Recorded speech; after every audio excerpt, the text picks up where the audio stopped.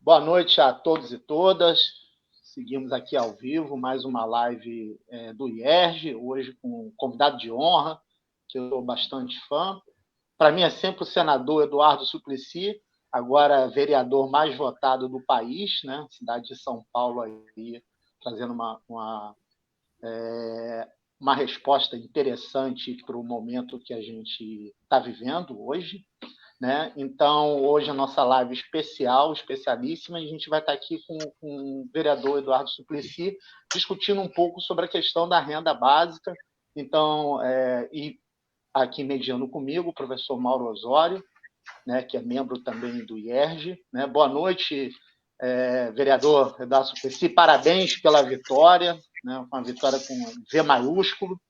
Né? E aí eu já passo a palavra ao senhor, o microfone é seu.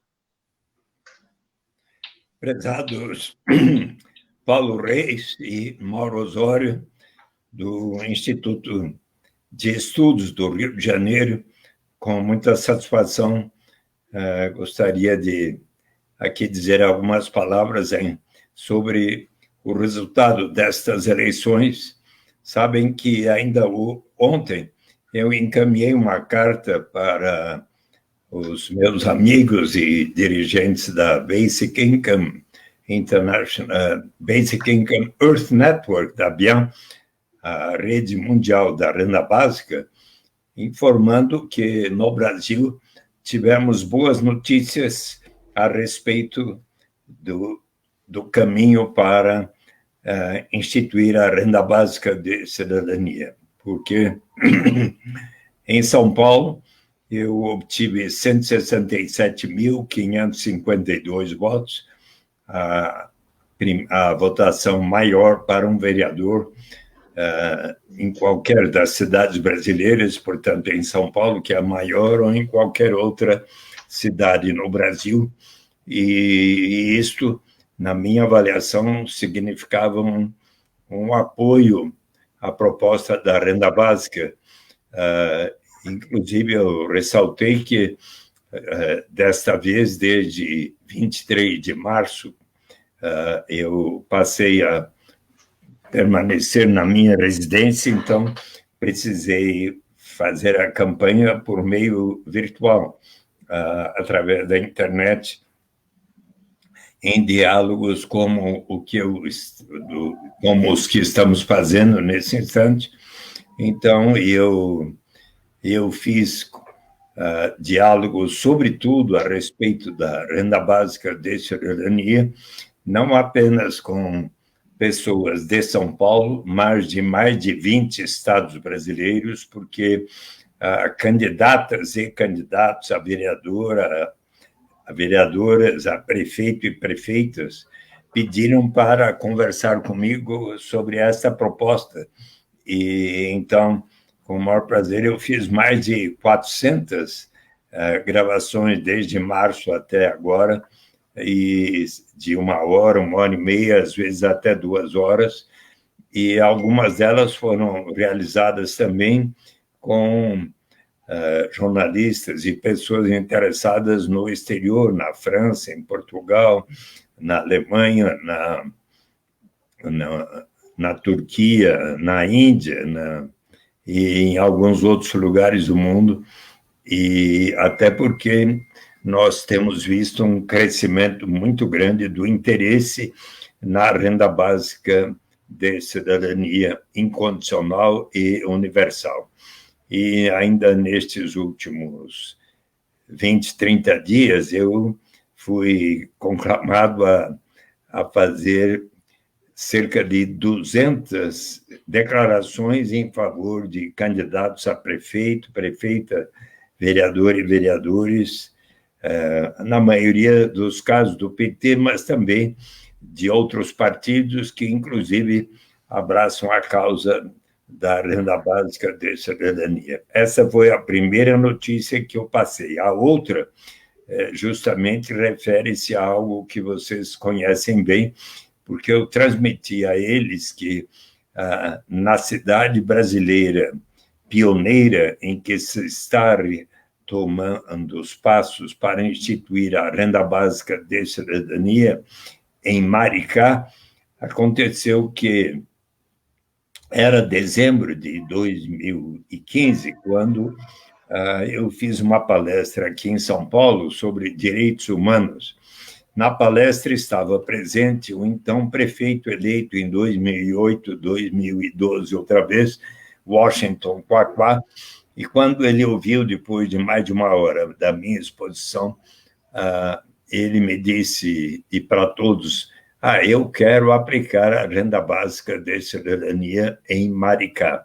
E assim apresentou já em dezembro de 2015, de tal maneira que, para fazê-lo gradualmente, em janeiro de 2016, começou a renda básica modesta de R$10 a 10 mumbucas ou reais, mumbuca, o nome da moeda social de Maricá, e então ele iniciou com R$10 acrescidos ao valor do Bolsa Família. Em 2017 passou para R$20. Em dezembro de 2019 estava em R$130, pagos então para todas aquelas pessoas em famílias pertencentes a famílias que recebiam até 3 salários mínimos. E de abril para cá, no tempo da pandemia do coronavírus, esses 130 aumentaram para 300. E até o final do ano, e hoje, portanto, um quarto da cidade, 42.500 pessoas, estão recebendo estes R$300 por mês. Até o final do ano, a previsão da prefeitura é que, em dezembro de 2020, metade da população, portanto, 81 mil das 162 mil pessoas que lá são habitantes, passarão a receber, e até 2024 se concluirá para que todos os habitantes ali residentes há 3 anos ou mais, hoje são 162 mil habitantes, estarão recebendo a renda básica. É bem verdade que Maricá tem uma receita significativa por receber os royalties dos rendimentos do pré-sal, que, tendo em conta a base que está em frente a Maricá, da Petrobras, e isso ajudou para que, desde o início da sua gestão, primeiro Washington Quaquá e depois o prefeito Fabiano Horta, continuasse. Lá há iniciativas desde 14 linhas de ônibus vermelhinhos que cruzam as mais diversas direções da cidade. Eles ali criaram creches, escolas de ensino fundamental, de ensino médio, em número bem maior do que antes, melhoraram significativamente a qualidade do hospital, do serviço de saúde, e passaram a construir um novo hospital denominado Ernesto Che Guevara, que foi inaugurado há pouco mais de 2 meses e que tem, inclusive, atendido a pessoas com Covid de cidades vizinhas, que não têm o atendimento tão bom. E também eles, por exemplo, chegaram a desapropriar uma fazenda que se tornou uma escola de ensinamento de economia solidária, bem como de produção de produtos orgânicos. Então, em cooperação com o MST, essa escola tanto ensina economia solidária, o estímulo às formas cooperativas de produção, importantes na agricultura familiar, bem como a produção de bens orgânicos, que que fazem bem à saúde, não é? Então, e a boa notícia que eu dei, além da minha votação expressiva, foi que em Maricá, acho que você já tem a informação, mas permita que eu dê, com cerca de 76 mil votos, 88% dos votos, o prefeito Fabiano Horta foi reeleito e o segundo lugar teve 5,9%, ou 5 mil votos. E, portanto, são duas notícias alvissareiras que eu mandei hoje para que possa ser publicada pelo Bien News Flash, a Basic Income Earth Network, o seu boletim de notícias, depois podem averiguar se saiu já. Daí estava dando uma entrevista para a France Press também, passei essas duas boas notícias para ambos, a Bien News Flash e para a France Press. E tem a outra notícia que acredito vocês sabem, relacionado ao tema de nosso diálogo, é que dia 21 de julho passado foi formado e instituído no Congresso Nacional a Frente Parlamentar em Defesa da Renda Básica, constituída por 220 deputados federais e senadores do mais largo espectro, pois estão nessa frente parlamentar deputados federais e senadores pertencentes a 23 dos 24 partidos que estão ali na... Só um minutinho que... Eduardo Brasileiro, tudo bem?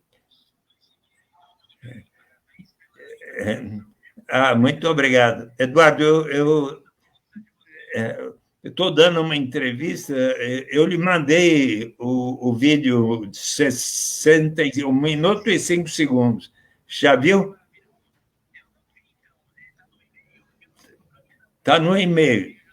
Está no e-mail então, eu estou no meio de uma entrevista ao vivo aqui com...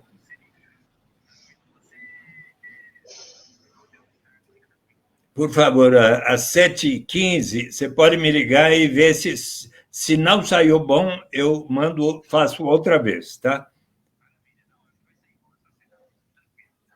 É porque no começo do vídeo estava um pouco baixo o som, depois fica melhor. Mas se for necessário, eu faço outro e mando. Um abraço. Obrigado. Até mais. Aqui é uma outra boa notícia relacionada ao nosso tema. Vocês sabem que o Papa Francisco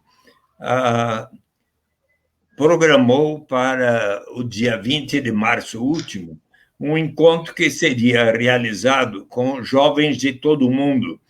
A maior delegação é de jovens italianos até 35 anos e a delegação brasileira, composta de 250 jovens até 35 anos, estava se preparando para um encontro em Assis sobre a economia de Francisco e Clara, em que o Papa Francisco vai dialogar com jovens de todo o mundo e convidou alguns laureados com o Nobel, como Amartya Sen, Joseph Stiglitz e Desmond Tutu e Muhammad Yunus e outros para dialogarem sobre como construir uma sociedade, uma economia que tenha por objetivo a construção da justiça, para que, então, possa haver a paz. E então, acabou acontecendo que, por causa da pandemia, esta Este encontro foi adiado primeiro para 20 de novembro e agora para o ano que vem. Mas, nestes dias, nesta semana, de 18 a 20, haverá um encontro virtual preparatório do encontro presencial no ano que vem. E no ano passado, aqueles jovens de até 35 anos, já escolhidos para representar o Brasil, me convidaram para uma reunião na Pontifícia Universidade Católica de São Paulo e pediram que eu explicasse a renda básica de cidadania. Quando eu concluí, eles disseram: nós queremos que você venha junto conosco. Embora eu esteja com 79 anos, eu fiquei muito contente, comprei a passagem, ainda mais porque conheço pessoalmente a Amartya Sen, a Joseph Stiglitz e o Muhammad Yunus. Eu estive em Bangladesh o visitando, estive com ele quando ele veio ao Brasil falar do microcrédito, do Banco do Vilarejo, do Brand Min Bank, e também eu estive com o Muhammad Yunus quando ele conclamou a todas as nações, em 2006, no Congresso Internacional da Basic Income Earth Network, que todos instituíssem em seus respectivos países uma renda básica universal. Então, e o Eduardo Brasileiro, que é um dos organizadores do encontro, ele me pediu que eu enviasse hoje uma mensagem de 1 minuto para os jovens e o Papa no encontro que vão ter, primeiro virtualmente agora, no final dessa semana, 18, 19 e 20, e então, no ano que vem, em Assis. E daí eu espero estar com eles ali, trocando ideias sobre o que é a renda básica de cidadania e por que ela vai ser tão importante para os objetivos de uma sociedade mais igualitária, justa, solidária e fraterna. Senador e vereador, né? Deixa eu lhe dar algumas notícias boas aqui sobre o Rio de Janeiro, o Paulo aí me permitindo, e depois também fazer uma pergunta mais no plano internacional, né?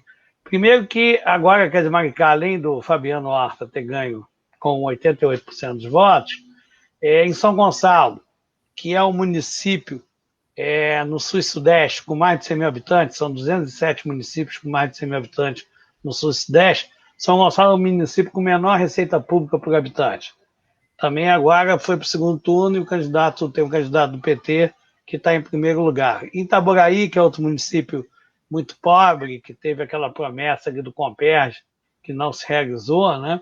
Então, com problemas sociais muito graves, também foi eleito lá um prefeito que tem aliança também, um vice que tem ligações com o PT e com o Quaquá. E agora ganhou também pelo PDT. São municípios fronteiriços, não sei se são municípios fronteiriços, ali o leste metropolitano, e que, na verdade, você tem ali 4 municípios fronteiriços, que são Maricá, São Gonçalo, Itaboraí e Niterói, né? Então, o Maricá já tem uma renda básica consolidada, tem um fundo soberano, está usando os royalties bem melhor do que as experiências anteriores do estado do Rio de Janeiro, nas regiões norte e das baixadas litorâneas. Itaboraí agora ganhou, um prefeito que tem relações ali com a prefeitura de Maricá, o vice, se não me engano, ele é do PT. Em São Gonçalo vai para o segundo turno, o líder é um candidato do PT, que é um médico, e em Niterói ganhou o atual prefeito Rodrigo, ele fez o sucessor, que é o Grael, e eu tive a oportunidade de participar de uma reunião com ele, onde foi apresentado a ele o projeto do Banco, não só da renda básica, mas do Banco do Povo. Então, também existe possibilidade de Niterói vir a incorporar isso, e uma possibilidade também de ter uma política conjunta desses 4 municípios, né? Ou seja, quer dizer... Então, como não foi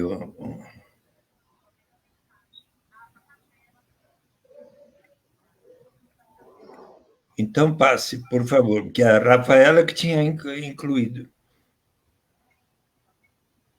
Por favor, então mande. Passa. A mensagem não estava bem anexa.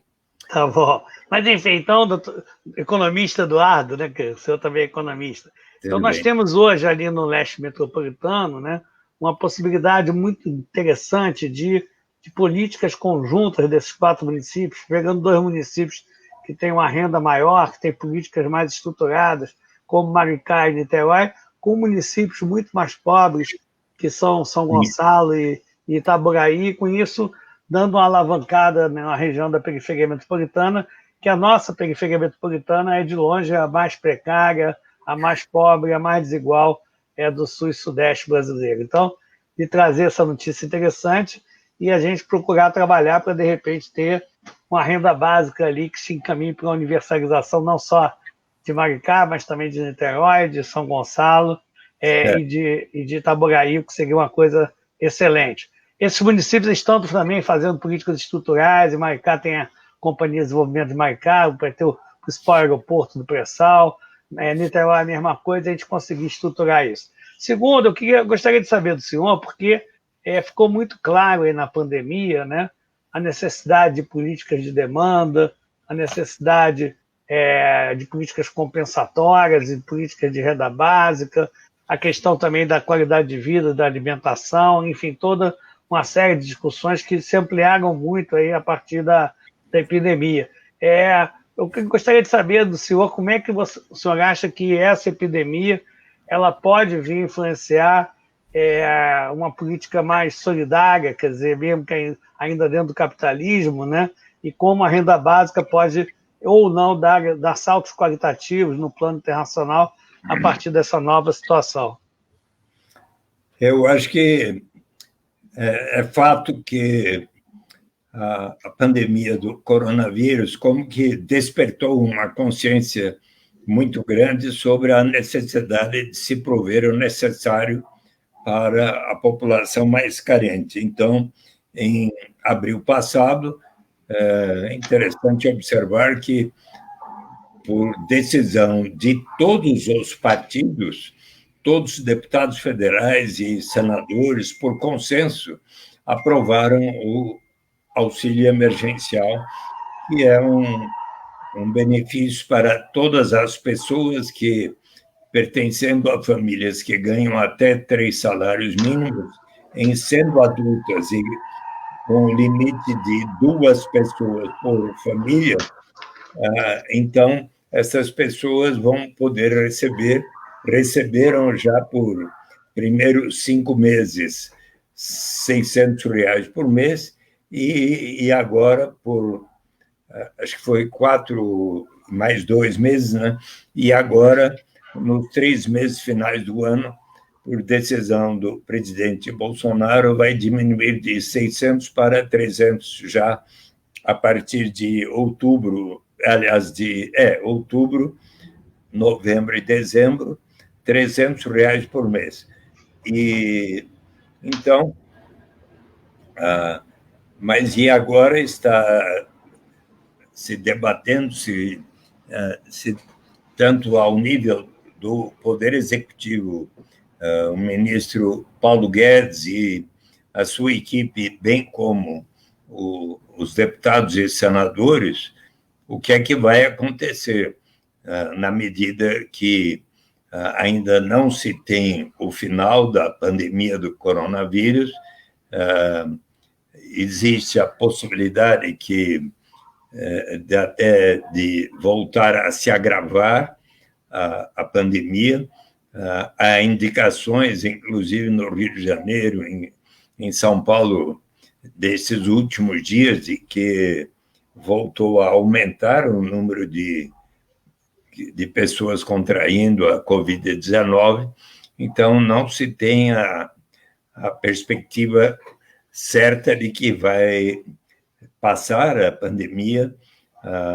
Ainda não há certeza completa a respeito da possibilidade de se obter as vacinas em número necessário primeiro, precisa ter a vacina para valer, que venha a prevenir e curar. E segundo, se vier, quando vai ser e como será possível aplicá-la para toda a população. Então, não há dúvida que existe a necessidade de se pensar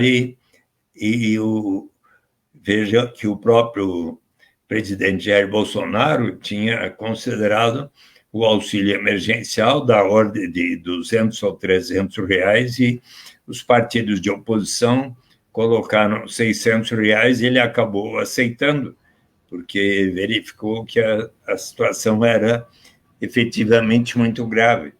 E, inclusive, de alguma maneira, até em função desse auxílio emergencial, o seu índice de aprovação, ainda que a decisão consensual do Congresso Nacional tenha vindo da oposição, ele até melhorou os seus índices de aprovação e diminuiu os de reprovação, se bem que as suas movimentações a cada dia causam tanta polêmica que ele já está de novo numa situação um tanto difícil, não é? Mas sem dúvida, esta pandemia trouxe à tona uma consciência maior das dificuldades e da desigualdade que caracteriza a sociedade brasileira. Nós, infelizmente, somos um dos países mais desiguais do mundo. E, então, voltemos um pouco à conclamação do Papa quando ele esteve na América Latina, já faz algum tempo, mas da última vez, ele conclamou os chefes de Estado a colocar em prática aqueles instrumentos de política econômica que possam significar a realização da justiça para que, então, possa haver a paz dentro de cada país e dentre os países. Ora, que instrumentos são esses? Claro, a boa educação, a melhor qualidade possível de educação para todos os meninos e meninas, todos os jovens, se possível, em tempo integral para os adultos que não tiveram boas oportunidades quando eram crianças, à luz dos ensinamentos de Paulo Freire, a boa assistência à saúde através de um sistema único de saúde, como a Constituição brasileira definiu, mas agora se viu tão necessária o Sistema Único de Saúde que precisa ser aperfeiçoado. O estímulo às formas cooperativas de produção, à luz dos ensinamentos do nosso querido professor Paul Singer, a expansão do microcrédito e experiências como a do Banco Comunitário Palmas e Mombuca, de Joaquim de Mello, tão importantes. E, então, quando uma pessoa não tem patrimônio, mas tem capacidade, conhecimento para adquirir um instrumento de trabalho, que pode ser desde um cavalo, uma carroça, um carro de cachorro-quente, de pipoca, de aparelhos celular, a máquina fotográfica, o computador, aparelhos de cozinha para montar uma lanchonete ou até um restaurante em forma cooperativa, e desde que essa pessoa, então, possa realizar um trabalho e conseguir pagar aquele modesto empréstimo em 12 ou 24 meses, então, o estímulo às formas de microcrédito são outro instrumento importante, e daí nós temos as formas de aperfeiçoar as transferências de renda em direção à renda básica de cidadania. Nós, hoje, no Brasil, temos o sistema previdenciário, temos o seguro-desemprego, o benefício da prestação continuada, o salário-família, o Bolsa Família, e agora o auxílio emergencial, mas podemos chegar justamente à renda básica de cidadania. E é importante assinalar que o Brasil é o primeiro país do mundo que aprovou lei para instituir a garantia de uma renda para todos, incondicional e universal. Primeiramente, quando eu cheguei no Senado, era abril de 91, eu primeiro apresentei um programa de garantia de renda mínima através de um imposto de renda negativo.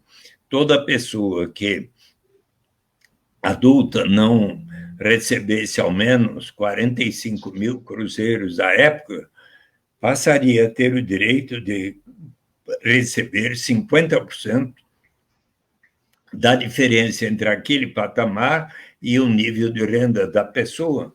Ninguém teria menos que metade de 45 mil reais ou $150 da época.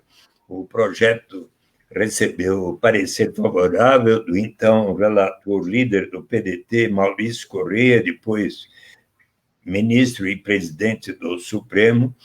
Em dezembro de 91, foi aprovado por consenso no Senado, foi para a Câmara dos Deputados, recebeu o parecer favorável do ex-deputado federal, ex-governador de Rio Grande do Sul, do MDB, o Germano Rigoto, mas quando foi agosto de 91,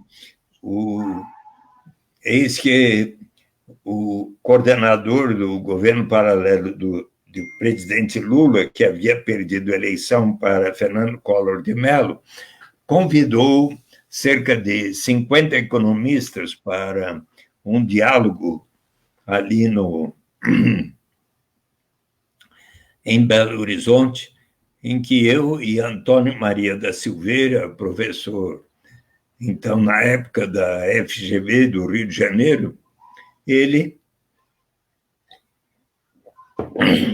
nós explicamos a proposta do imposto de renda negativo para garantir uma renda mínima aos brasileiros, e, na ocasião, o professor, então, e até hoje, da Pontifícia Universidade Católica do Rio de Janeiro, José Marcos Camargo, ponderou que seria bom a garantia de uma renda mínima no Brasil, mas seria bom começar pelas famílias carentes, desde que as suas crianças estivessem indo à escola, pois um dos maiores problemas brasileiros era o número tão grande de famílias cujos pais, não tendo como dar de comer em casa, colocavam as suas crianças desde 7, 8, 9, 10 anos de idade para trabalharem precocemente, e quando chegavam à idade mais adulta, não tinham como conseguir um trabalho com uma boa remuneração, porque não tinham ido à escola. E então, se provêssemos a garantia de uma renda às famílias desde que as crianças estivessem indo à escola, seria uma forma de cortar um dos principais elos do círculo vicioso da pobreza. E José Marcos Camargo escreveu artigos em 91 e 93 na Folha de São Paulo sobre essa proposta. Em 1994 para 1995, o então governador eleito pelo PT, Cristóvão Buarque, no Distrito Federal, e o prefeito José Roberto Magalhães Teixeira, de Campinas, ambos instituíram um programa de renda mínima associado à educação que tiveram um sucesso bastante grande, e daí, já em outubro, Ribeirão Preto e depois outras cidades como Piracicaba, Belo Horizonte, Belém, Mundo Novo, Caxias do Sul e assim por diante, passaram a adotar programas daquela forma, e eis que lá no Congresso Nacional, na Câmara e no Senado, surgiram propostas de Nelson Marquesan, Chico Vigilante, Pedro Wilson, o primeiro do PSDB, os dois outros do PT, no Senado, de José Roberto Arruda, do PSDB, Ney Suassuna, Renan Calheiros, do PMDB. E, então, quando chegou 1994, eu tinha... quando Felipe Van Pares, o fundador da Basic Income Earth Network, veio fazer palestras na Universidade de São Paulo e do Rio de Janeiro, ele, sabendo que eu tinha apresentado aquela proposta de renda mínima no Senado, me convidou para ir ao 5º Congresso Internacional da Basic Income European Network, naquela época era bien com o European, e então eu estive lá em Londres e passei a conhecer melhor a proposta da renda básica universal incondicional.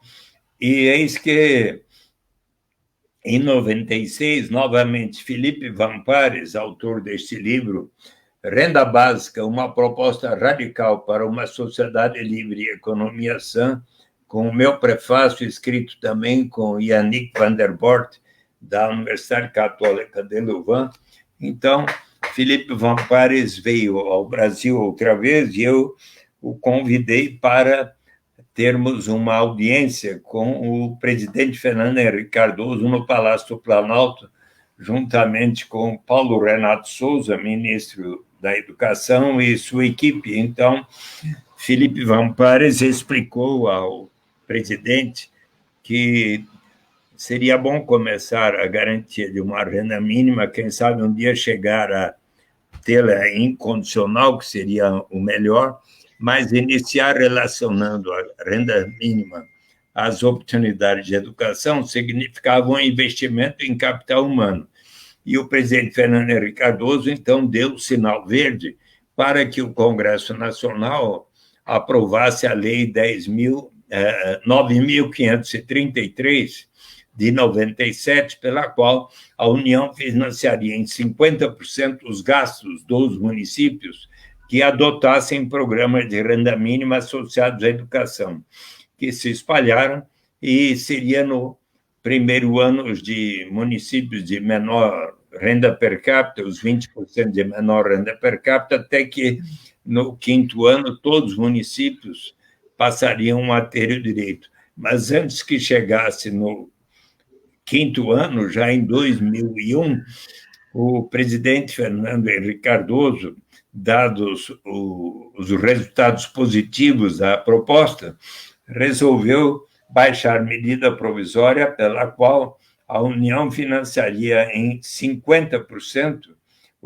em 100%, financiaria inteiramente todos os municípios brasileiros que adotassem programas de renda mínima associados à educação, que foram denominados Bolsa Escola, e a Lei José Roberto Magalhães Teixeira, em homenagem ao prefeito de Campinas, que havia sido pioneiro e falecido. E Bolsa Escola, como Cristóvão Buarque havia designado. Logo depois veio o Bolsa Alimentação, relacionando as vacinas das crianças.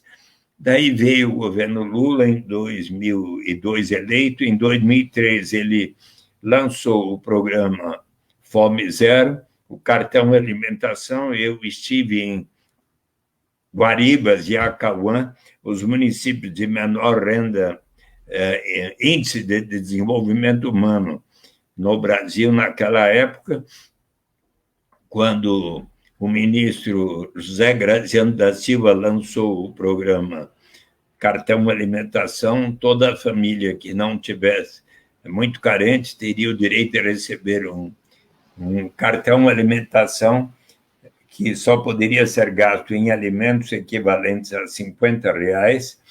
E em outubro de 2003, o presidente Lula resolveu unificar e racionalizar esses 4 programas, Bolsa Escola, Bolsa Família, Auxílio Gás e o Cartão Alimentação, no que veio a ser chamado Bolsa Família, que saiu de 3,5 milhões de famílias beneficiárias em dezembro de 2003, foi crescendo.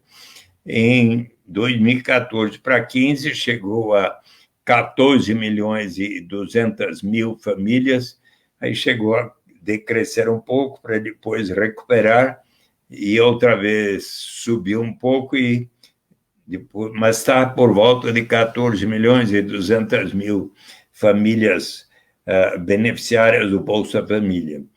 Mais e mais eu, estudando o assunto, interagindo com os que defendiam a renda básica, fiquei persuadido de que era melhor. E em dezembro de 2001, apresentei um novo projeto de lei para que, a partir de 2005, se instituísse no Brasil a renda básica incondicional.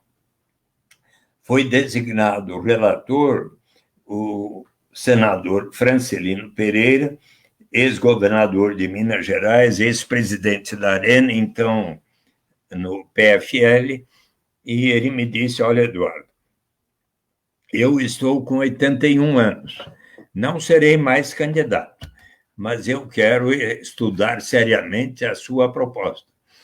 E eu dei para ele o meu livro Renda de Cidadania, A Saída pela Porta, que havia sido publicado naquele ano no Fórum Social Mundial de Porto Alegre, e então ele leu e estudou seriamente e disse: é uma boa ideia, Eduardo, mas você precisa torná-la compatível com a lei de responsabilidade fiscal, pela qual, para cada despesa, precisa haver a receita correspondente.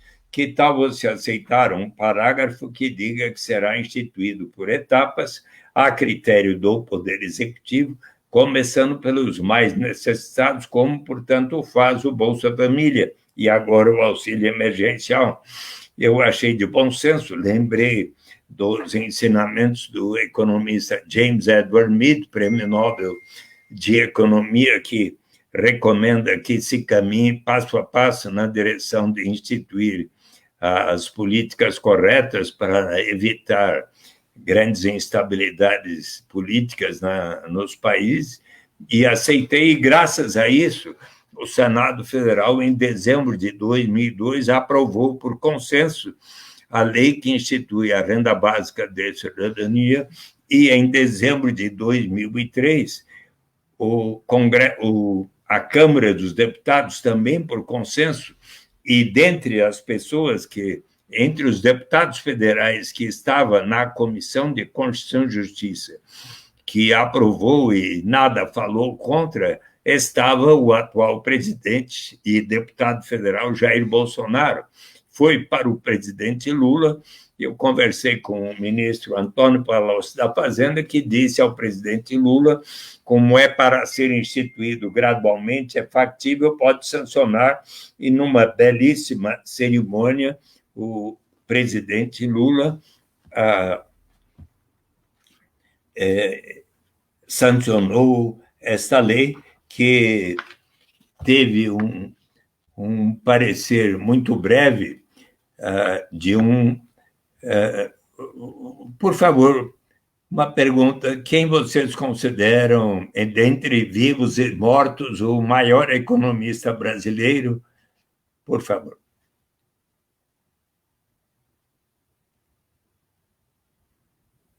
Está sem som. O microfone está sem som, Mauro.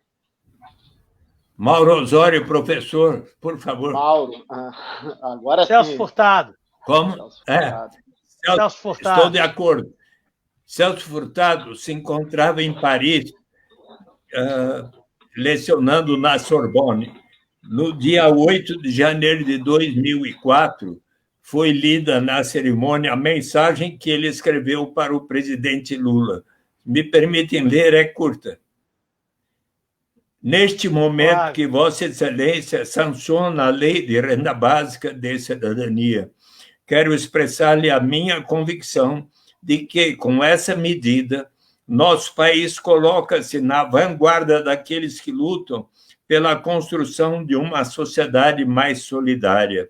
Com frequência, o Brasil foi referido como um dos últimos países a abolir o trabalho escravo. Agora, com este ato, que é fruto do civismo e da ampla visão social do senador Eduardo Matarazzo Suplicy, o Brasil será referido como o primeiro que institui um sistema de solidariedade tão abrangente e, ademais, aprovado pelos representantes do seu povo. Então, uma coisa...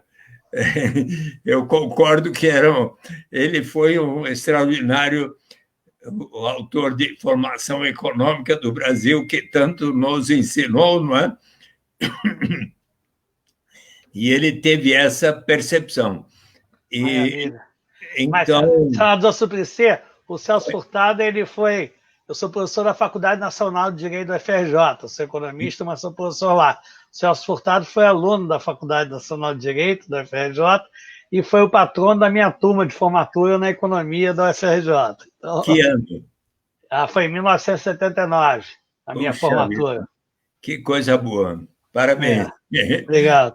Então, portanto, você vai avaliar essa declaração com grande estima também, né? E eu sou muito amigo da Rosa. Rosa Aguiar. Isso. E do senador Saturnino, que, na verdade, também trabalha lá no Centro Celso Furtado, né? Muito amigo nosso, muito querido. Eu me dou muito bem com o Roberto Saturnino. Nós éramos, assim, parceiros, ambos do PT, e ele acompanhou toda essa trajetória lá no Senado Federal, viu? Tá certo. Então... Tem umas perguntas aqui, mas então, eu colocaria agora. Agora nós precisamos... E o que é que falta agora para que a renda básica seja, de fato, instituída no Brasil, conforme diz a lei? O que é que falta para acontecer isso? Eu lhes pergunto. E eu tenho a solução. Então, diga. Vocês precisam convidar o ministro Paulo Guedes para uma entrevista e dizer a eles, olha... O problema é ele aceitar, né? Olha, acontece que o ministro Paulo Guedes, quando foi 3 de abril de 2019, no Congresso Nacional, falando sobre a reforma da Previdência, a certa altura, o deputado federal Paulo Teixeira, do PT, perguntou o que ele achava do Bolsa Família, qual era o plano dele de combater a pobreza e o que ele achava da renda básica de cidadania. Ele primeiro elogiou o presidente Lula por ter instituído o Bolsa Família. Daí ele afirmou, abre aspas, curiosamente, outras ideias, como a renda básica, que o Suplicy lançou e o Milton Friedman apoia, então, se nós descarimbarmos e procurarmos o que há de melhor, nós vamos nos surpreender, nós vamos descobrir que poderíamos estar juntos fazendo coisas boas, em vez de simplesmente cair nessa briga que não está levando o Brasil para o lugar certo, não é? Então, eu pensei que ele estivesse, assim,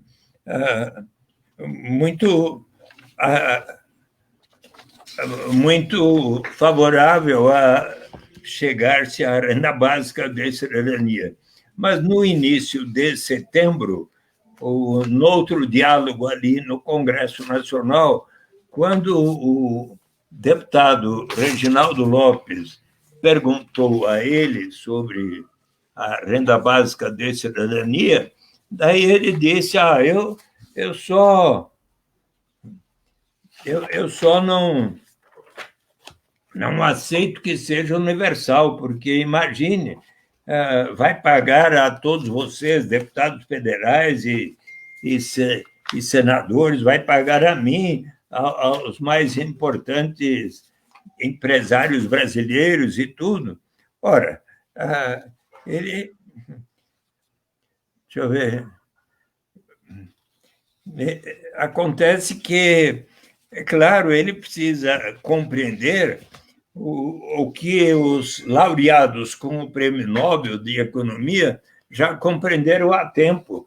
Aqui está a publicação Basic Income Today, the Universal Basic Income News Hub, e aqui estão 9 laureados com o Nobel de Economia e da Paz favoráveis, 11 Nobel laureates who have endorsed the Universal Basic Income.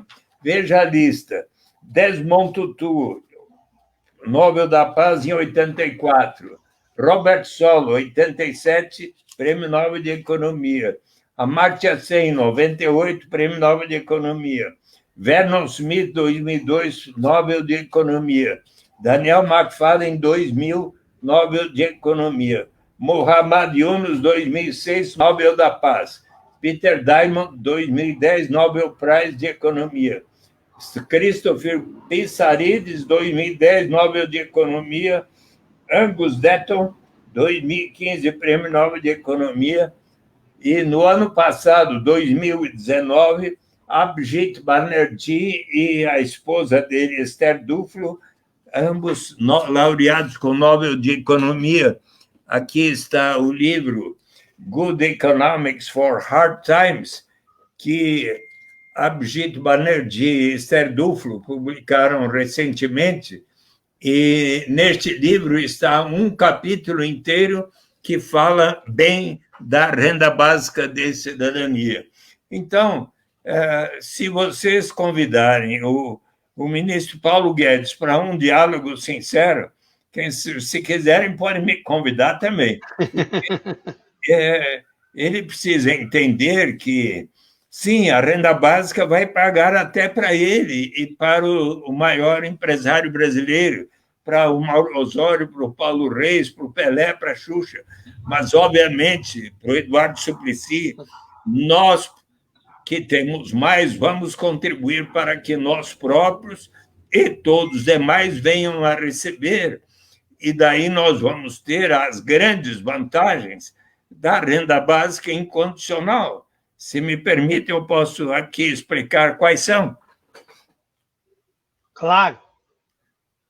Primeiro, eliminamos inteiramente qualquer burocracia envolvida em se ter que saber quanto cada um ganha no mercado formal, na carteira de trabalho assinada, ou em qualquer atividade que realizemos. Se uma mulher toma conta das crianças da vizinha e no dia seguinte recebe um trocado, daí vai comprar algo na feira, não precisa declarar.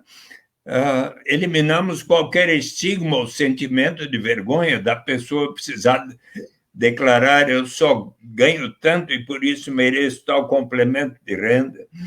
Eliminamos o chamado fenômeno da dependência, que acontece quando tem um sistema que diz que quem não recebe até certo patamar tem o direito a receber tal complemento, e a pessoa está por decidir: vou ou não iniciar essa atividade que vai me render esse tanto.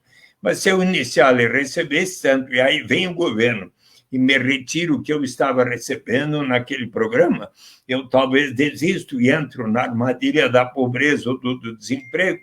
Mas se todos iniciarmos da renda básica em diante, sempre haverá o estímulo ao progresso.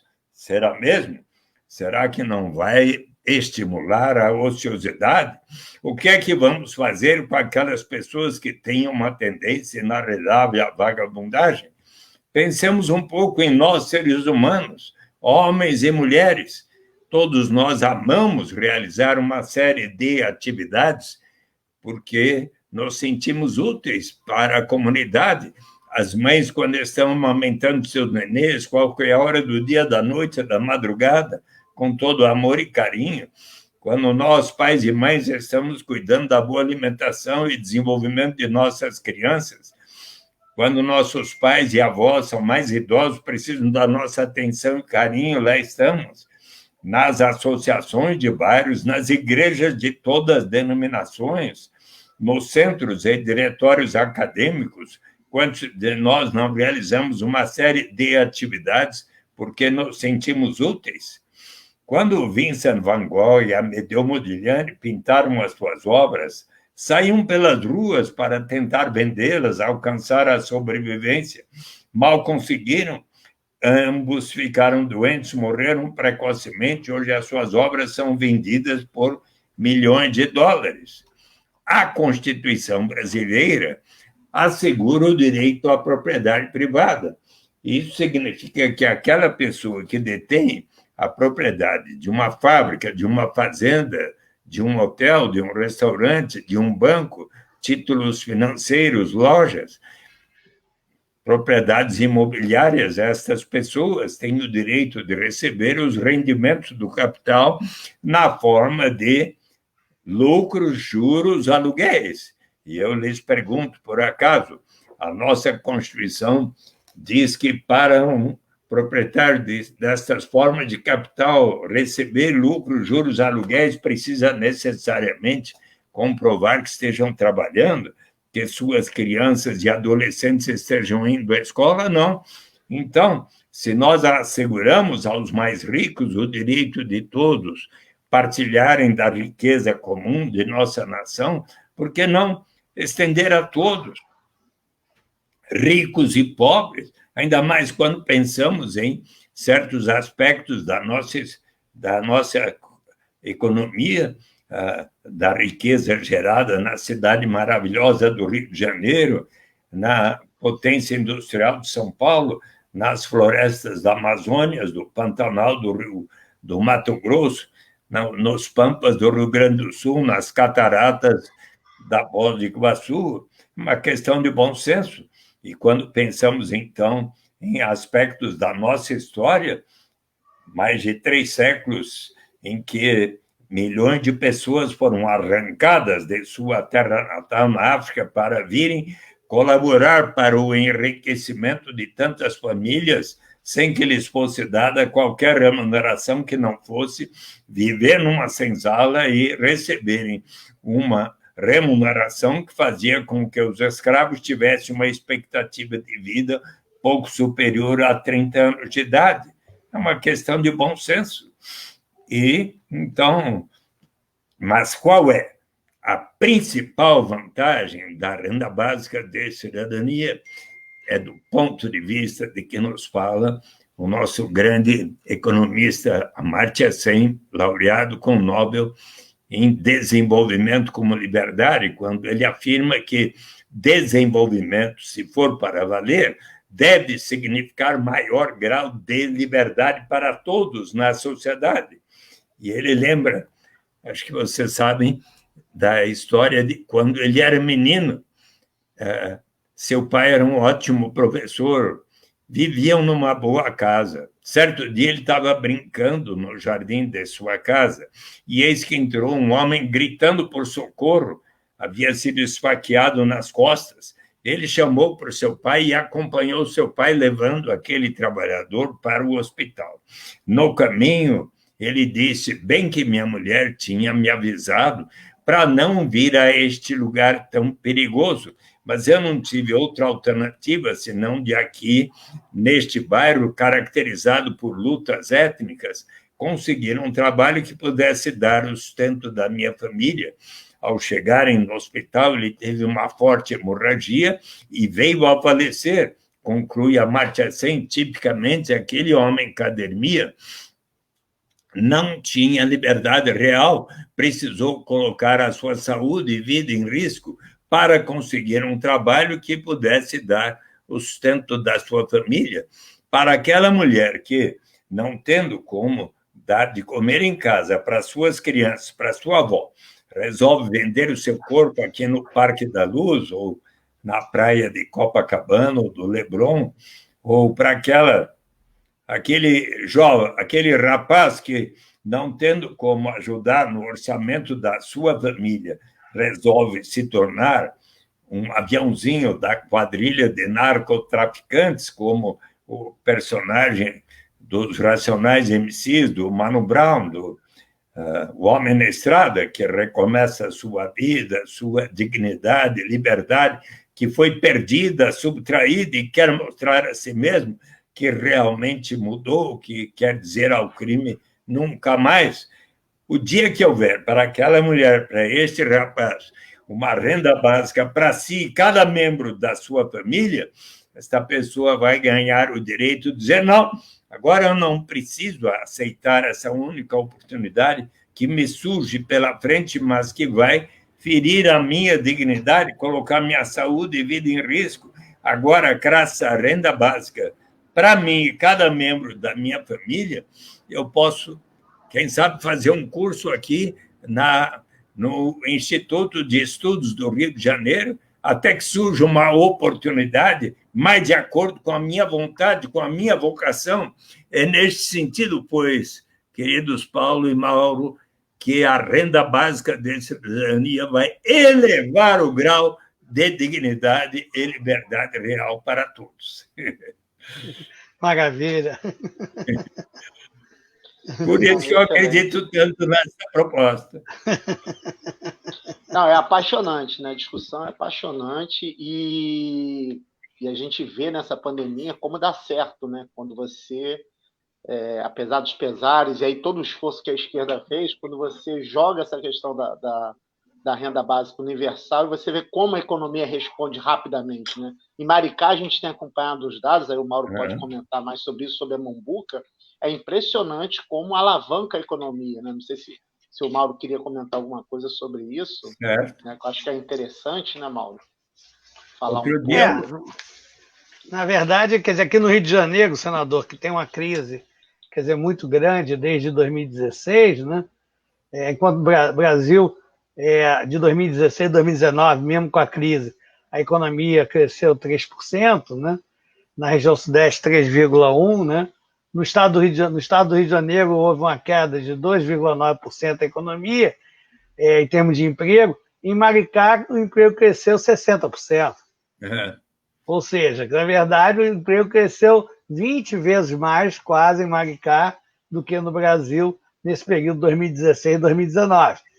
Isso tem a ver também com os investimentos em infraestrutura que têm sido feitos, né? Mas também tem a ver com a questão da renda básica e a capacidade que dá exatamente da forma como o senhor colocou aqui. Mesmo na período da pandemia, continuou gerando empregos, consegue não desestruturar a economia e conseguir conciliar, né, a questão da proteção da vida, a questão da proteção das pessoas, a questão da possibilidade de não precisar sair na rua e, de repente, morrer por causa do coronavírus, a gente conseguir conciliar essas duas coisas. E a força, né, como nos ensinava também Keynes, né, Sandro?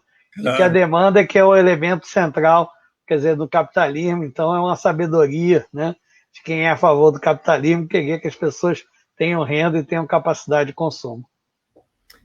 John Maynard Keynes, em How to Pay for the War, ele escreveu que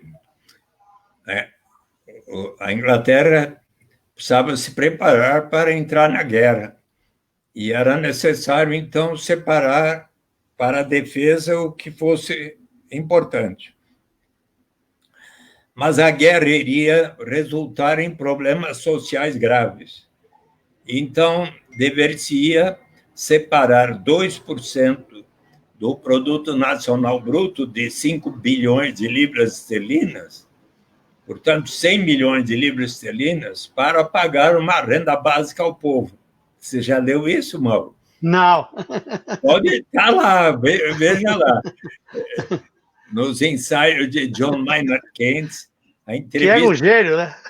A entrevista que ele deu para um artigo que ele escreveu para o The Times. Sim, viu? Ótimo. Excelente. Assim, enfim, a sua inspiração já vem desde lá, né? Mas, senador, acho que foi muito importante, quer dizer, todo esse retrospecto que o senhor fez aqui, quer dizer, sobre a sua luta e toda a sua importância da sua participação, né, em tudo que foi desenvolvido até agora, e que a gente consiga avançar na direção da renda básica, mas a gente quer... Essa gravação é a nossa entrevista, Paulo. Parabéns aí você que está liderando esse trabalho pelo ex-Instituto de Economia do Rio de Janeiro, atualmente Instituto de Economia do Rio de Janeiro, atualmente Instituto de Estudos sobre o Rio de Janeiro. Eu acho que fica gravado, enfim, quer dizer, acho que está sendo uma excelente conversa, né? Inclusive para estudos, dissertações de mestrado, tese de doutorado, que venham tratar desse tema, porque o senhor fez uma bela exposição aí de toda a sua trajetória e a trajetória da luta, né, sobre essa questão. E aqui no Rio nós temos também a Lena Lavinas, que com certeza o senhor conhece, da economia lá da FRJ, que é uma batalhadora também da renda básica universal, né? Ainda eu escrevi ontem para ela, mandando a notícia da minha cópia para ela, e ela me respondeu hoje, cumprimentando pela eleição, tudo. E você sabe que... O que vocês acharam quando o presidente Jair Bolsonaro, naquela reunião de 22 de abril, que foi gravada e televisionada, chegou uma hora e ele falou: eu quero distribuir armas para todo o povo brasileiro. O que vocês acharam daquilo? Não há o que comentar, né, senador? Eu fiquei preocupado. O nosso presidente, como diz o Romário, o jogador Romário, nosso presidente calado é o poeta, né, Sandro? E quando ele anunciou que estava com a Covid-19 e precisaria ficar pelo menos 2 semanas no Palácio do Alvorada, isolado, eu pensei comigo mesmo, então, quem sabe ele tem um tempo para ler um livro, né? E resolvi mandar para ele A Utopia, de Thomas More. Você sabe por quê, não é? Porque... E você sabe que o gabinete dele agradeceu o livro, eu mandei para o Fidex, agradeceu, mas não mencionou se ele leu ou não o livro. Eu estou pensando até hoje. Por que razão? Porque no livro primeiro de A Utopia, há um diálogo do cardeal Morton com diversos personagens, e eles estão debatendo sobre a pena de morte que, instituída, então, na Inglaterra, no início do século XVI, não havia colaborado para diminuir a criminalidade violenta. E eis que, então, o viajante português Rafael Itlodeu, em grego, é um contador de histórias, observa que, muito mais eficaz do que infligir estes castigos horríveis a quem não tem outra alternativa, senão, de primeiro, tornar-se um ladrão para daí ser transformado em cadáver, é você assegurar a sobrevivência das pessoas. E, com base nesta reflexão, um amigo de Thomas More, Juan Luis Vives, espanhol, escreveu para o prefeito da cidade flamenga de Bruges um tratado de subvenção aos pobres, onde, pela primeira vez, propõe a garantia de uma renda para os habitantes de Bruges. Por esta razão, Thomas More é considerado um dos pensadores que melhor fundamentou o direito à renda básica de cidadania ao longo da história. Então, mas vocês precisam convidar aí o Paulo Guedes para ver se ele lembra das lições de Thomas More. Eu vou procurar convidar eu vou procurar convidar o Eduardo Bolsonaro, porque ele foi meu aluno na Faculdade Nacional de Direito. Então eu vou convidar ele para ir lá e a gente fazer esse debate, dar uma discutida sobre isso. Eu acho uma boa. O importante é abrir o debate, né? É importante, fazer o contraponto, né? Então, isso é legal. A gente já atingiu aqui, passamos um pouco de 1 hora, mas se quiser falar mais alguma coisa, aí eu convido para mim é sempre senador, porque eu passei a minha adolescência e parte boa como adulto vendo o senador Eduardo Suplicy. né? Então, para mim, vai ser sempre senador, mas hoje o vereador, São Paulo tem muita sorte, né? Ter um vereador como o Eduardo Suplicy. E aí, se quiser fazer as considerações finais, tem uma série de perguntas aqui que foram feitas, mas eu vou repassar para a sua assessoria. Aí, pode fazer. E-mails, tá? Pode tem aquelas perguntas que quer fazer? Dá tempo, a gente extrapola um pouco. Tem aqui do Matheus, forte abraço para o Matheus, que está aí na Europa, trabalhou com a gente, né? Está aqui Grande Suplicy, caso haja algum tempo sobrando, né, poderia discorrer sobre as vantagens da renda básica em relação a um programa de garantia de pleno emprego. São conceitos e formas diferentes, mas que partem de diagnósticos similares. Só me preocupa com que na renda básica o Estado tem a responsabilidade de gastar sem a vantagem de decidir a alocação dos recursos. Bem, quem é que decide a alocação de recursos? São os representantes do povo, o governo. Os representantes do povo, por consenso, já decidiram instituir a renda básica de cidadania. Se o presidente e o Paulo Guedes quiserem, ele já tem a autorização do Congresso Nacional, basta colocar em prática. Se ele o fizer, ele estará mais próximo de cumprir o que ele jurou quando levantou a mão após a sua vitória.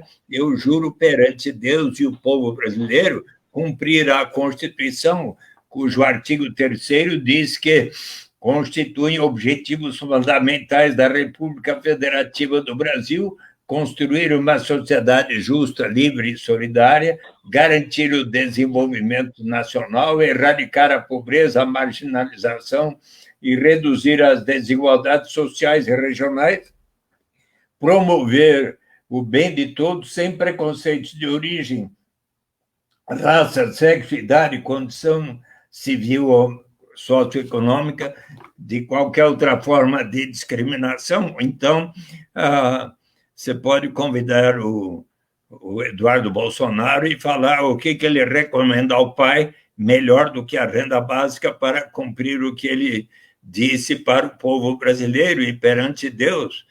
E ele poderá, então, é perfeitamente possível chegar a uma solução de bom senso. Vocês já estiveram num lugar onde se paga uma renda básica a todos os seus habitantes, e qual foi o resultado? Já estiveram lá? Já propuseram aos seus estudantes fazerem teses de conclusão de curso sobre essas experiências? Mauro, como professor, pediu ao Eduardo Bolsonaro para fazer essa tese, não? Ainda está em tempo. Qual é o lugar do mundo onde tem uma experiência tão importante a respeito? Sim. Na verdade, o Eduardo ele foi meu aluno na graduação do Direito, foi uma cadeira de economia política, que dá uma visão básica de economia para os alunos, e é claro que a gente discutia políticas distributivas, e discute até hoje lá essa questão da renda básica nesse curso, para a gente estar dando um entendimento geral para as pessoas que vão estar atuando na área jurídica sobre como funciona a economia, que a economia, na verdade, é política, que as decisões são políticas e que a gente precisa ter, concordo inteiramente com o senhor, quer dizer, uma renda básica para ter liberdade de decidir o que fazer e o que não é possível fazer, né? E, enfim, e ativar a atividade econômica, né? E daí você poderá, no seu próximo encontro, estimulá-lo a fazer uma visita a este lugar. Sim. No início dos anos 60, o prefeito de uma pequena vila de pescadores, como muitas existem na costa do Rio de Janeiro e do Brasil, observou que de lá saía uma grande riqueza na forma da pesca, mas boa parte da população continuava pobre. Então ele disse aos seus concidadãos: vamos criar um imposto de 3% sobre o valor da pesca para instituir um fundo que a todos pertencerá. Mas o imposto sou contra, de enorme resistência. Demorou 5 anos para persuadir a comunidade. Uma vez instituído, deu tão certo que 10 anos depois, se tornou governador do estado do Alasca. E então, o Alasca, tal como nós, na camada do pré-sal, recentemente encontramos enorme reserva petrolífera. Na Baía de Prudhoe, ao norte do Alasca, se encontrou enorme reserva petrolífera. Então, aquele governador Jay Hammond, em 1976, disse aos seus 300 mil habitantes, hoje 750 mil, nós precisamos pensar não apenas na geração presente, mas na vindoura, porque o petróleo, como outros recursos naturais, não é renovável. Vamos separar pelo menos 25% dos royalties decorrentes da exploração dos recursos naturais para instituir um fundo que a todos pertencerá. E então, ele quis que todos debatessem e votassem. 76 mil disseram sim, 38 mil não, 2-1 venceu. E aqueles 25% dos royalties passaram, então, a ser investidos em títulos de renda fixa, ações de empresas dos Estados Unidos, do Alasca, contribuindo para diversificar a sua economia. Internacionais, inclusive, podem ver no site do Alaska Permanent Fund ações de mais de 200 empresas brasileiras, como Petrobras, Bradesco, Itaú, Vale do Rio Doce, Banco do Brasil. Nós contribuímos para que isso exista lá em empreendimentos imobiliários. E o fundo passou de $1 bilhão no início dos anos 80 para hoje 66 bilhões de dólares. Vamos supor que Paulo Reis e Mauro Osório estivessem residindo no Alasca há um ano ou mais. Entre 1º de janeiro e 31 de março, teriam preenchido um formulário, uma application form, uma página só. Sou Mauro Osório, sou Paulo Reis, resido em tal endereço. Se viajei no ano passado, tal qual motivo, estou aqui de volta. Responde por suas crianças até 18 anos, por elas recebe igual para todos. Trabalho aqui na Universidade do Estado do Rio de Janeiro. Não precisa dizer qual a sua remuneração ou patrimônio acumulado. 2 pessoas que lhe conhecem testemunham essa declaração é verdadeira. Se assim tivessem procedido, quando chegou setembro ou outubro, por transferência eletrônica na sua conta bancária ou por cheque enviado à sua residência, se lá estivesse, teriam recebido nos primeiros anos 80, 300, depois 400, 500. Em 2008, quando o preço do petróleo foi lá para cima, 3.260 e poucos dólares por pessoa. No ano passado, 1.609 dólares por pessoa, pelo direito de todos partilharem da riqueza comum do estado do Alasca.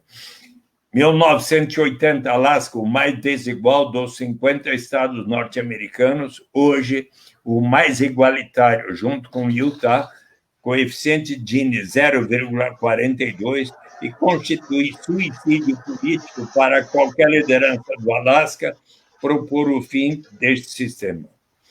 Então, é uma questão de bom senso, que leva em conta... Eu conheci o governador Jay Hammond, e em 2005, enquanto eu fiz uma palestra na mesa em que ele estava sobre a evolução da proposta no Brasil, e ele contou essa história para todos nós.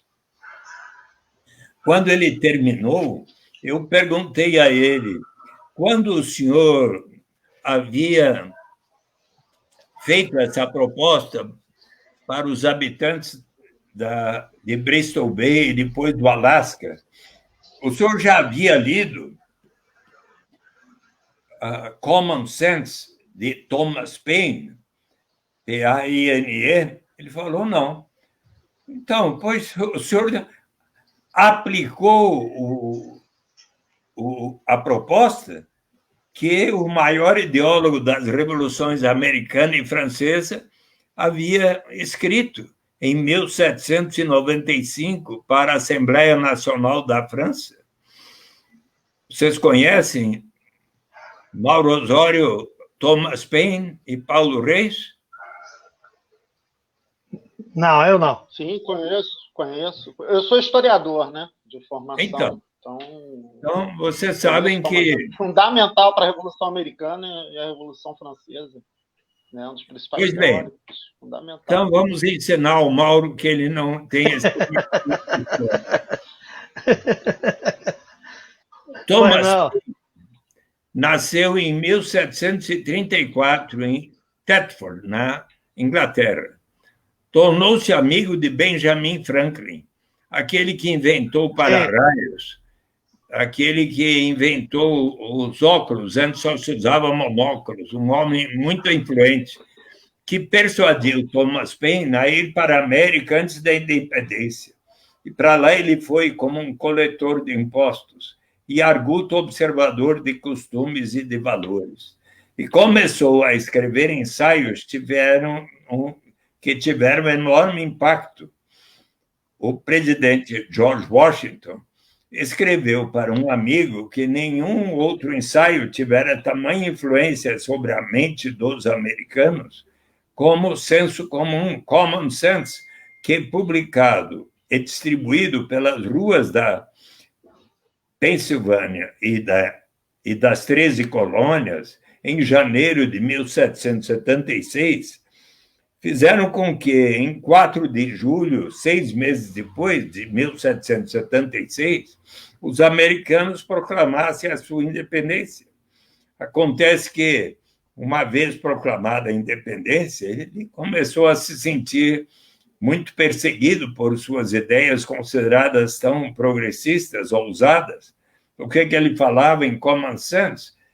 Common sense contraria o bom senso que uma ilha domine um continente, coisas como tais. Acontece que, então, tão perseguido, ele resolveu voltar para a sua terra natal, a Inglaterra. Mas lá chegando, começaram a queimar os seus livros. Imagine, este homem é responsável pela perda da nossa principal colônia. E então ele resolveu ir para a França. E de tal maneira se engajou na luta por liberdade, igualdade e fraternidade, que 3 anos depois, após a Revolução Francesa de 1789, embora estrangeiro, ele foi eleito constituinte francês.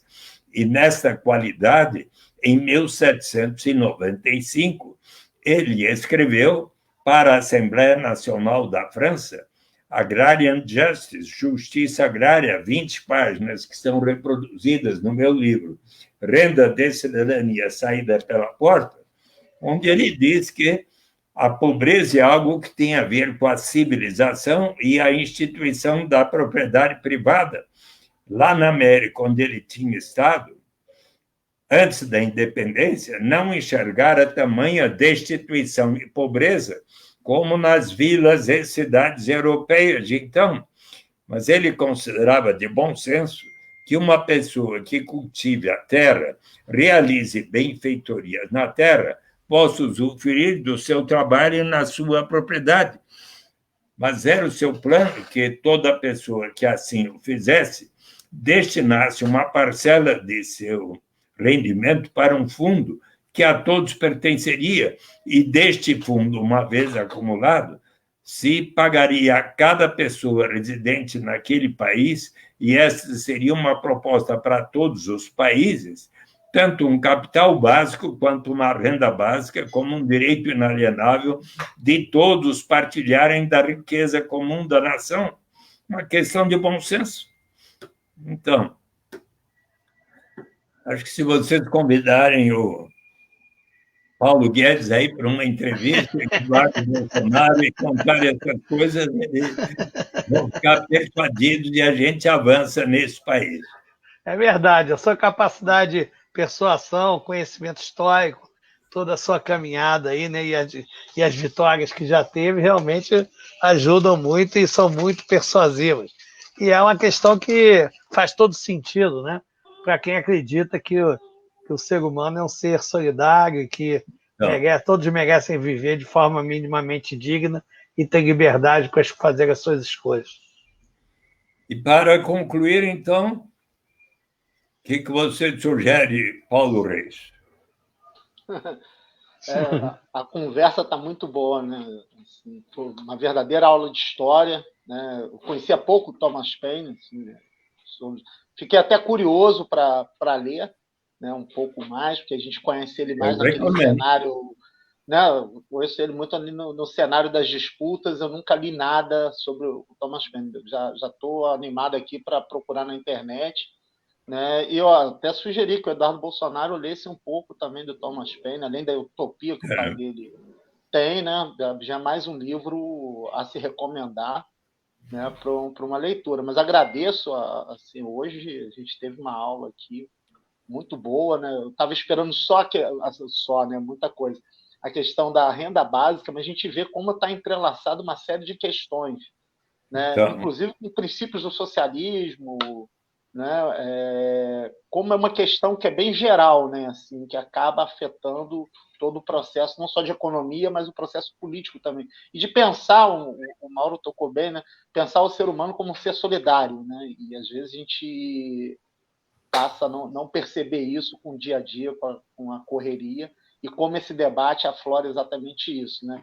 Até voltando para a questão de Maricá, né? Assim, é bastante interessante perceber o impacto da Mumbuca, enfim, dessas políticas sociais, como impactou. Eu conheci Maricá há 15 anos atrás, era uma cidade. Hoje é completamente diferente, assim, a transformação é muito viva. Assim, né? Não sou só eu que fala, não, os habitantes da cidade falam. Não é à toa que o resultado das eleições foi quase 90% dos votos para o atual prefeito. Né? Isso não é por acaso, isso não é só a mística da estrela, propostas de fato colocadas ali, né? São propostas de fato colocadas, e principalmente essa questão da renda básica, eles levam muito a sério, né, aquilo ali. Né? Então, é bastante interessante. Agradecer de novo a aula, que foi extraordinária. Paulo, você falou no socialismo, então, como é que Karl Marx defendeu a renda básica?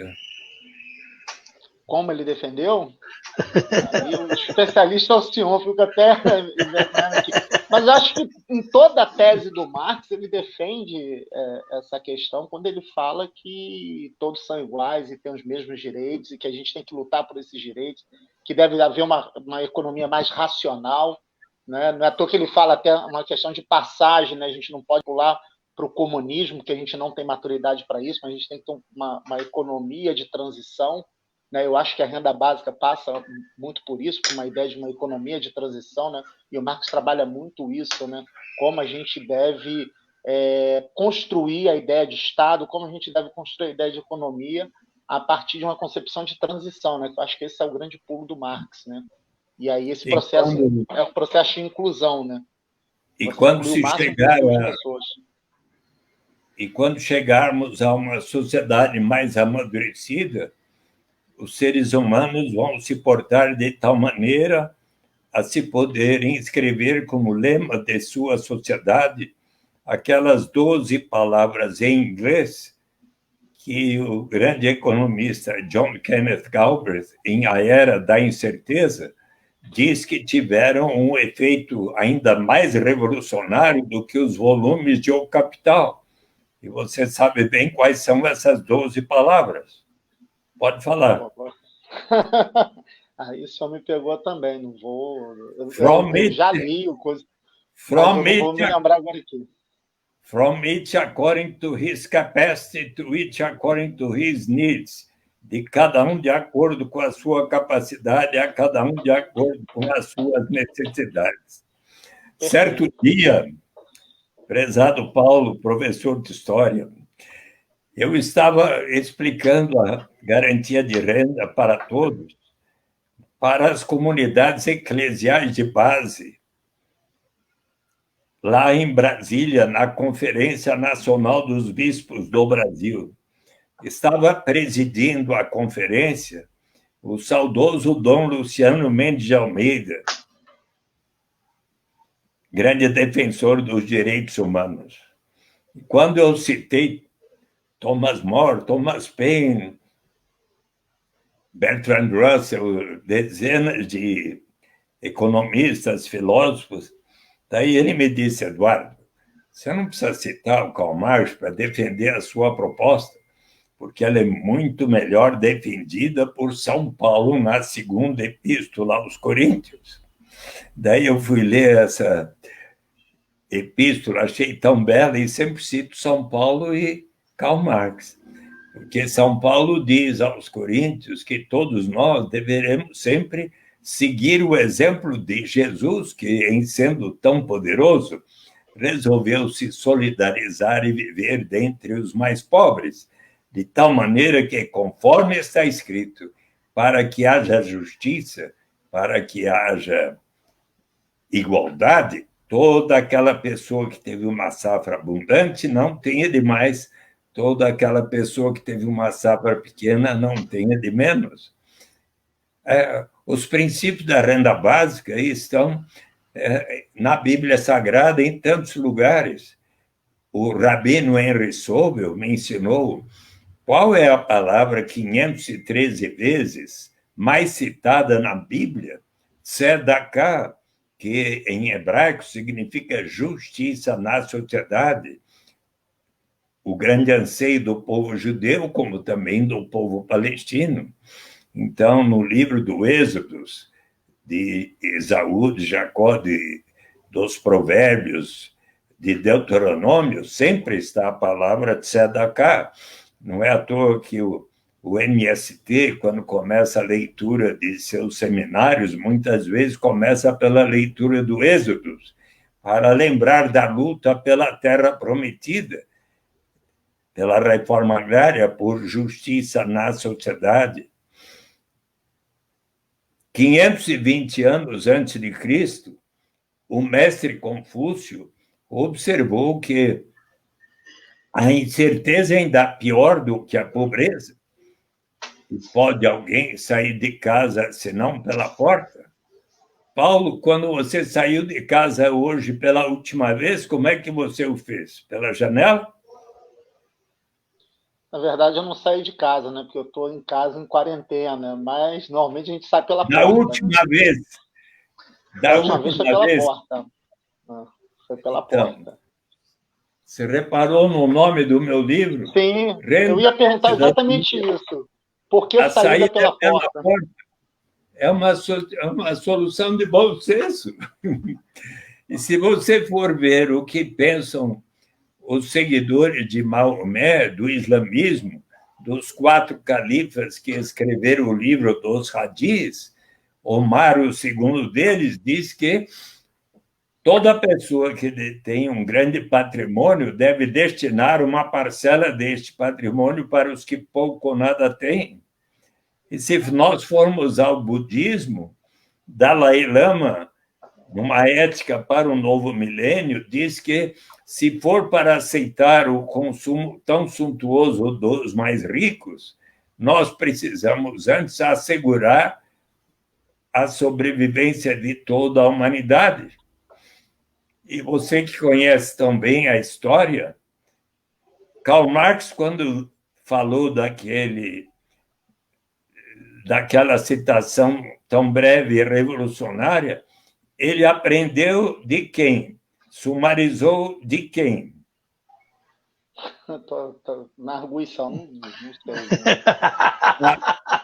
Está me pegando no detalhe, que a gente estuda conjuntural, né? A gente estuda conjuntural. Agora, no detalhe, eu sou de história contemporânea.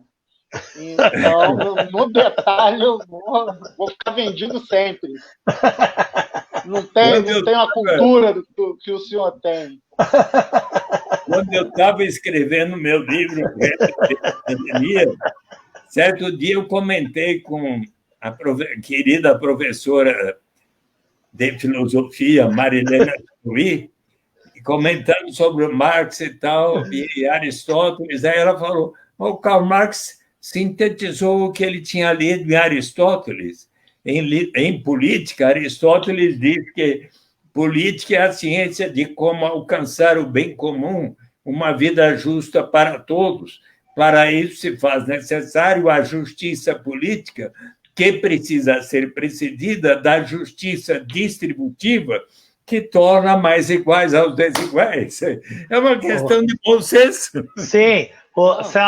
Vereador Eduardo, já que é o vereador mais votado do país, a gente está falando também de base, de igualdade, eu acho que o nome vereador também cai muito bem, né? Talvez até melhor do que o de senador, né? Pela sua luta e pelas suas características. Mas tem uma frase que eu gosto muito que diz que quanto mais desigual uma cidade, mais violenta. Quanto mais igualitária, mais criativa. Certo. Ou seja, isso tem a ver com a renda básica. Quer dizer, na medida que a gente tem liberdade, a gente tem a vida garantida, tem a incerteza diminuída, né? Isso vai permitir para a gente pensar mais, criar mais, enfim. E um dos problemas do capitalismo é exatamente a incerteza. Então, na verdade, a renda básica ela é um colchão no sistema capitalista, tá certo? Ela amortece, quer dizer, as quedas, ela cria, quer dizer, um padrão mínimo de dignidade de vida, né? Eu acho que para o capitalismo ela é excelente, até não acho nem que seja revolucionário de esquerda, não. Eu acho que é uma ideia solidária, né? Que, enfim. Agora. Ligue 15. Boa noite, daqui 15 minutos. Estou terminando uma entrevista. Mas deixa eu falar uma outra coisa. Eu gosto muito do Galbraith. John Kenneth Galbraith é maravilhoso. É maravilhoso os livros dele. São livros escritos em português, não são em economês, quer dizer, qualquer um pode ler, né? E tem uma discussão que o Galbraith faz que é entre senso comum e realidade. Na verdade, o senhor está falando de bom senso, não está falando de senso comum. Paulo Guedes, quando fala aquela bobagem para o senhor lá no Congresso, ele está usando o senso comum e não o bom senso, né? E muitas vezes o senso comum ele não tem nenhuma relação com a realidade. Então a gente tem que procurar trabalhar não com senso comum necessariamente, mas com bom senso e procurar entender a realidade e aqueles caminhos que vão ser melhor para a humanidade, inclusive para inclusive o dinamismo capitalista, né? Que o Keynes costumava dizer que ele tinha que salvar o capitalismo dos capitalistas, né? Porque, na verdade, individualmente você vai querer acumular cada vez mais, mas aí isso também pode estar significando carências de demanda, está significando mais crises, mais complicações e até, eventualmente, o fim do próprio capitalismo, né? Enfim. Então, isso, Paulo. A nossa conversa está muito estimuladora e boa. Quero agradecer a vocês e propor, então, que pensemos justamente nos instrumentos que, conforme o Papa Francisco tem recomendado, que venham a significar a realização da justiça para que haja, então, a paz e possamos, portanto, atender aos clamores daquelas pessoas que, de forma tão bela, saíram às ruas para acabar com as guerras quando elas aconteceram no Vietnã e no Iraque e cantaram tão belas canções quanto essa.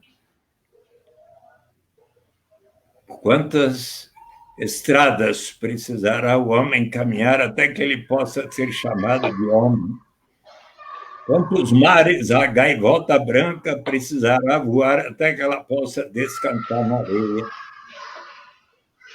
Quantas vezes precisará as balas de canhão voarem até que para sempre sejam silenciadas? Quantos anos precisará uma montanha existir até que possa ser lavada para o mar? Quantos anos precisará um povo existir como o povo brasileiro até que possa alcançar a liberdade? Quantas vezes precisará um homem virar a sua cabeça fingindo que não está vendo as coisas? Quantas vezes precisará um homem olhar para cima até que possa ver o céu? Quantos ouvidos precisará uma pessoa ter até que possa ouvir as pessoas chorarem? Quantas mortes precisarão acontecer até que se perceba que muitas pessoas já morreram? A resposta, meus amigos, está sendo soprada pelo vento. Podemos terminar com essa canção? Claro. Perfeito, perfeito. Eu queria terminar já convidando o senhor Edácio para fazer um curso aqui para a gente sobre renda básica aqui no IERJ, para a gente poder aí compartilhar com mais gente essa trajetória que o senhor tem aí nessa discussão que é tão bela e tão apaixonante. Né? É claro que a gente não fecha data nenhuma aqui, mas fica o convite para um curso que eu acho que seria extraordinário, muito bom para a gente. Tá?